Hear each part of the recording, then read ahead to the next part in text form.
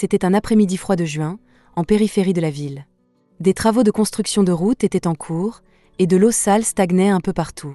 Une vieille femme marchait lentement le long de la route. Elle portait un pagne crème délavé et s'appuyait sur une canne. Ses cheveux gris étaient couverts d'un foulard.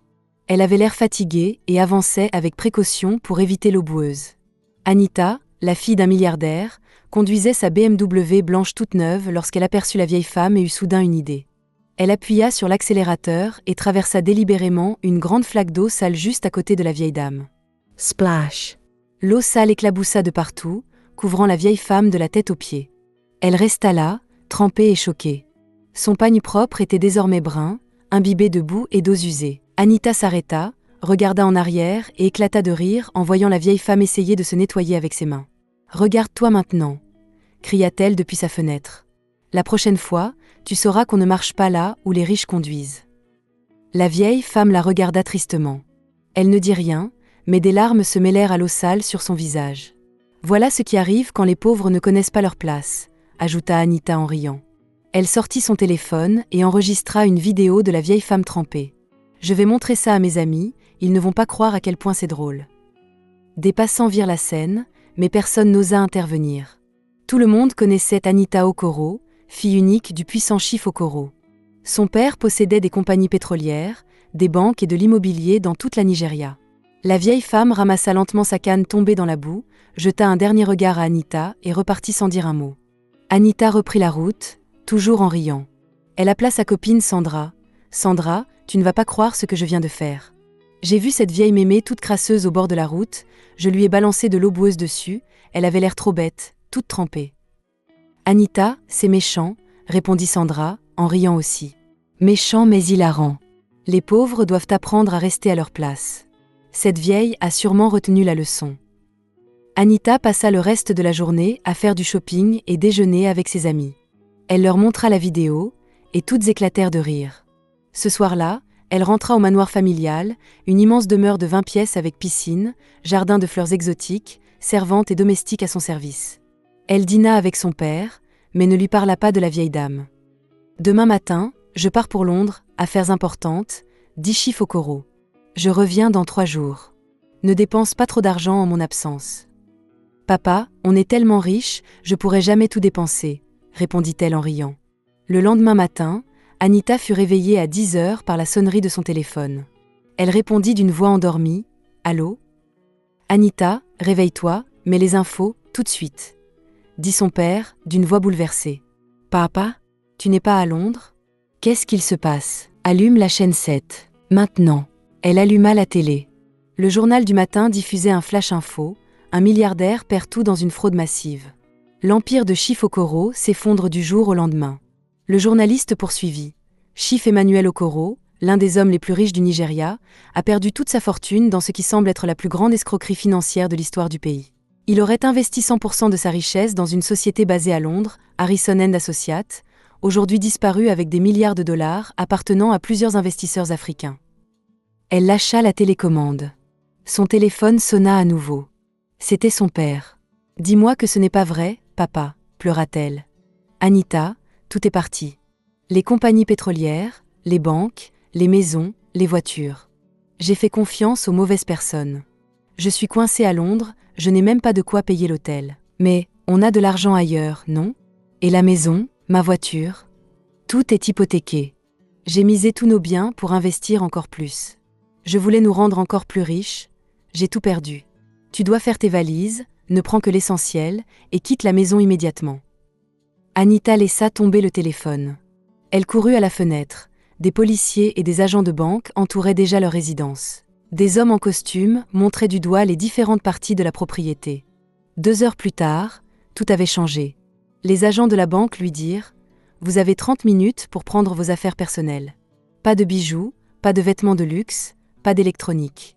Seulement les articles essentiels. »« Mais c'est ma maison, » protesta-t-elle. « Plus maintenant, mademoiselle.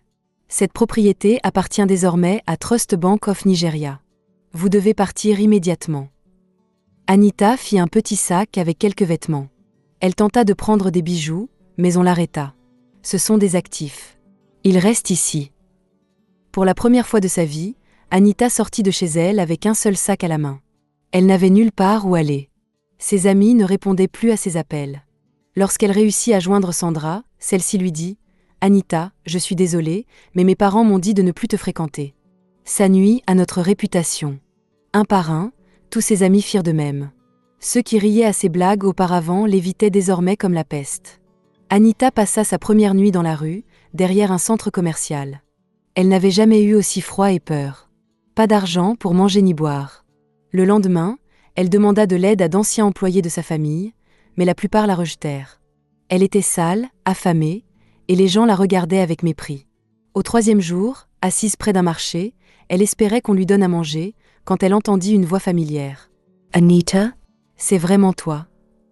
C'était Patience, une ancienne domestique. Choquée, elle demanda « Qu'est-ce qui t'est arrivé ?» Anita éclata en sanglots. « Patience, on a tout perdu. Le business de papa s'est effondré. Je n'ai plus rien. J'ai faim. » Il y a quelques semaines, Anita l'avait renvoyée sans ménagement. Maintenant, Anita était dans un état pire que celui qu'avait jamais connu Patience. « Ce n'est pas normal, » dit-elle. « Les riches ne deviennent pas pauvres comme ça du jour au lendemain. Il y a autre chose. » Elle lui acheta de la nourriture et de l'eau.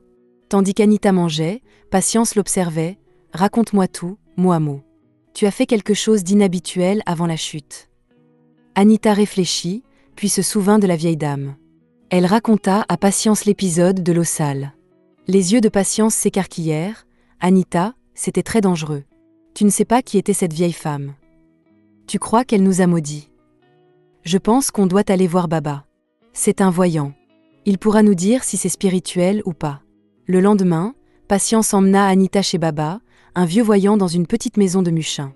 Baba la regarda longuement sans rien dire. « Je vois une obscurité autour de toi, » dit-il enfin. « Quelqu'un de très puissant a jeté un sort. »« Une malédiction ?» murmura Anita. « Oui. Tu as attaqué une personne protégée par des forces spirituelles. Les dieux sont en colère.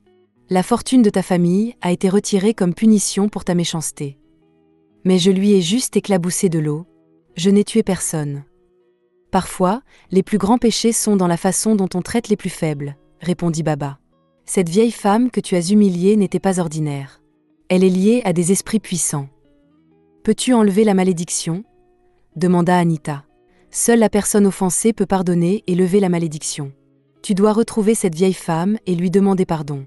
Si elle te pardonne sincèrement, la malédiction sera levée. » Pour la première fois depuis des jours, Anita ressentit un peu d'espoir. « Je vais la retrouver. Je vais m'excuser. » Anita passa toute la semaine suivante à chercher la vieille femme. Elle retourna à l'endroit exact où elle avait éclaboussé. Elle demanda à tous les passants s'ils connaissaient une vieille dame qui passait régulièrement par là. Mais la plupart des gens l'ignoraient. Elle ressemblait maintenant à une sans-abri. Ses vêtements étaient sales, ses cheveux en désordre, et elle sentait mauvais car elle n'avait aucun endroit où se laver. Finalement, un jeune vendeur de journaux lui dit « Je crois savoir de qui tu parles. Il y a une vieille femme qu'on appelle Mamaki. Elle vit à Makoko. Elle passe par ici chaque jour pour aller au marché. Elle est très pauvre, mais tout le monde la respecte parce qu'elle est gentille avec tous. Peux-tu m'emmener chez elle, s'il te plaît ?» supplia Anita. « Je te donnerai de l'argent quand mes problèmes seront réglés. » Le jeune homme, qui s'appelait Sun, accepta de l'aider. Ils prirent un bus jusqu'à Makoko, l'un des quartiers les plus pauvres de Lagos. Anita n'avait jamais vu une telle misère. Des maisons construites sur l'eau, faites de vieilles planches et de tôles, des enfants jouant dans l'eau sale, une odeur insupportable. « On dirait que c'est ta première fois ici, » dit Sun en marchant dans les ruelles étroites. « Ici vivent les oubliés. » Ils arrivèrent dans une petite zone où plusieurs personnes étaient rassemblées devant une minuscule maison. Des femmes pleuraient, des hommes parlaient à voix basse. « Que se passe-t-il ici ?» demanda Sun à une femme. « Mama qui est morte cette nuit, » répondit-elle tristement. « C'était une bonne femme. Elle aidait toujours tout le monde, même si elle n'avait rien. » Anita eut l'impression qu'on lui versait de l'eau glacée sur le corps. « Elle est morte. »« Oui, ma sœur. Elle est partie paisiblement dans son sommeil. On prépare ses funérailles. » Anita se mit à pleurer bruyamment. « Elle ne peut pas être morte.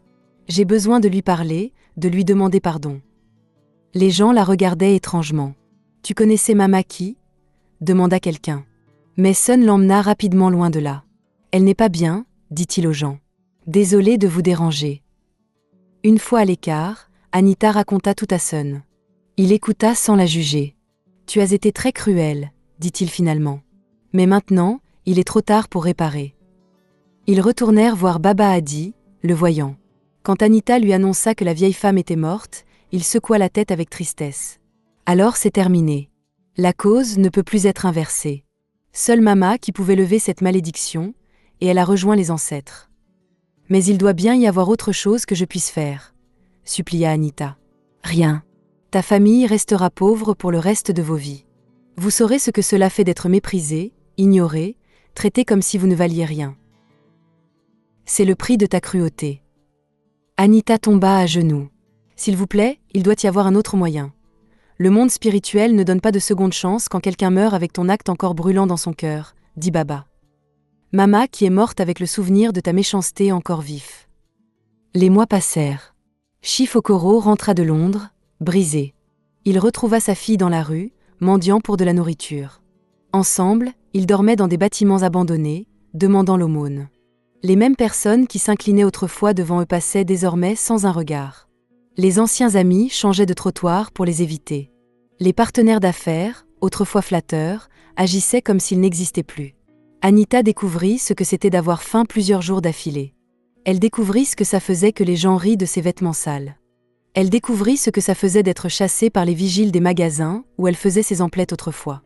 Une nuit, alors qu'elle partageait avec son père un petit morceau de pain qu'ils avaient mendié, Anita finit par lui avouer la vérité. « Papa, je suis désolée, murmura-t-elle. C'est entièrement ma faute. Qu'est-ce que tu veux dire ? Alors, Anita lui raconta tout, Mamaki, l'éclaboussure d'eau sale, la malédiction. Shifokoro écouta sans l'interrompre. Quand elle eut fini, il resta silencieux un long moment. « Je t'ai toujours appris que nous étions meilleurs que les autres parce que nous avions de l'argent, dit-il enfin. J'avais tort. Ce n'est pas l'argent qui fait de nous de bonnes personnes. C'est la manière dont on traite les autres. Mais c'est trop tard pour apprendre cette leçon, pleura Anita. Peut-être que c'était la leçon qu'il nous fallait, répondit-il. Peut-être que nous devions tout perdre pour retrouver notre humanité. Les années passèrent. Anita et son père devinrent connus à Lagos comme les anciens riches devenus mendiants. Certains les prenaient en pitié, d'autres les ignoraient, quelques-uns riaient de leur chute. Anita n'oublia jamais le visage de Mamaki. Chaque nuit, elle revoyait ses yeux tristes quand l'eau sale l'avait frappée. Elle se souvenait de la manière digne dont Mama qui s'était éloignée, même humiliée. Et maintenant, Anita comprenait ce que signifiait cette dignité. C'était une chose que l'argent ne pouvait pas acheter, et que la pauvreté ne pouvait pas enlever. Mais la compréhension était venue trop tard. Et la famille qui possédait autrefois tout, ne possédait plus rien. Leçon finale, certains actes ne peuvent jamais être réparés. Et le prix de la cruauté peut être bien plus élevé qu'on ne l'imagine.